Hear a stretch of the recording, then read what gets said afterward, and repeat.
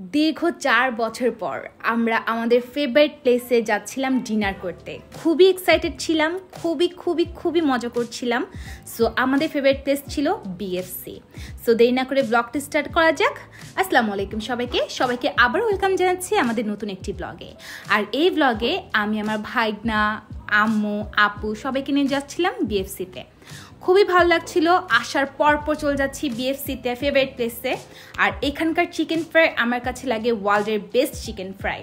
আপনারা যারা বাংলাদেশ থেকে দেখছেন কমেন্ট করে জানাবেন আপনারা কোথাকার খাবার বেশি পছন্দ করেন, বা আপনারা যারা বাহির থেকে দেখছেন, দেশের বাহির থেকে, তারাও কিন্তু কমেন্ট করে জানাবেন আপনাদের বাংলাদেশের কোথাকার খাবার সবচেয়ে বেশি ভালো লাগে। আর যারা এখন আমাদের পেজটাকে ফলো করেননি, প্লিজ লাইক ফলোদের সাথে থাকবেন আর ভিডিওগুলো শেয়ার করে দিবেন আপনাদের ফ্যামিলি মেম্বার্স এবং কি ফ্রেন্ডদের সাথে। সো ফাইনালি চলে আসলাম বিএফসিতে। আর এই বিএফসিটা হচ্ছে মিরপুর 10-এর বা মিরপুর 11-র মিডলে অবস্থিত। আর ওই দিন ছিল শুক্রবার, তাই মূলত একটু ভিড় ছিল, খুবই রাশ ছিল। কোনো সিট বা কোনো টেবিলই হচ্ছে ফাঁকা পাচ্ছিলাম না। তারপর ফাইনালি আমরা পেয়ে গিয়েছি। আর এখানে যেন আমরা কি বলছিলাম, খুবই হাসাহাসি হচ্ছিল। আর আপু চলে গিয়েছিল অর্ডার দেওয়ার জন্য। আর আপুর আসতে লেট হচ্ছিল দেখে আমি এখানে খুবই বোর ফিল করছিলাম। সো ফাইনালি আপু অর্ডার দিয়ে চলে আসছে। এখানে অনেক ভিড় ছিল, আপু বললো। আপু খুবই হ্যাপি, কারণ আপুরও কিন্তু বিএফসি অনেক পছন্দ। সো আমি আসার পরে কিছুই খেতে পারছিলাম না, তাই সব অল্প অল্প করে অর্ডার দেওয়া হয়েছিল। আম্মুর জন্য 2টা নাগা চিকেন, তারপরে হচ্ছে 4 পিসের একটা হচ্ছে নর্মাল চিকেন ফ্রাই, আর হচ্ছে একটা বার্গার, তারপরে হচ্ছে এটাকে ওয়েজেস আর কসলো, এগুলো সকল কিছু অর্ডার দেওয়া হয়েছিল এবং কি ড্রিঙ্কসও ছিল। এই ওয়েজেসটা এত ক্রিস্পি আর এত ভালো লাগছিল, মানে বলার বাহিরে। আর আমার কাছে লাগে কসলো, বিএফসির কসলো ওয়ার্ল্ডের বেস্ট কসলো। খাওয়ার পর মনে হচ্ছিল যে আমি কত বছর পর আমি বিএফসির কসলো খাচ্ছি। আমার খুবই ভালো লাগছিল খাওয়ার পরে, বাট কেন জানি তাও বেশি খেতে পারিনি।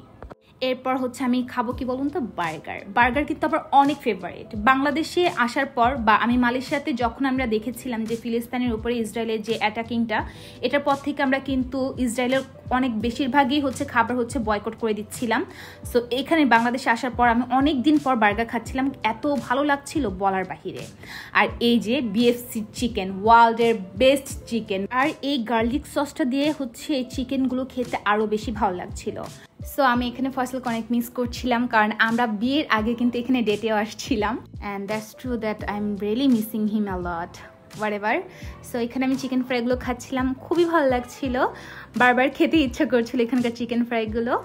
আর আই লাভ বাংলাদেশে আসার পর আমার অনেক ভালো লাগছিল, যদিও তাকে মিস করছিলাম, বাট ফ্যামিলি মেম্বার্স সাথে ছিল, যার কারণে আমার মিসটা একটু কম করেছি। সো আপু এখানে খুব মজা করে খাচ্ছিল। এই যে আপু চিকেন ফ্রাই খাচ্ছে।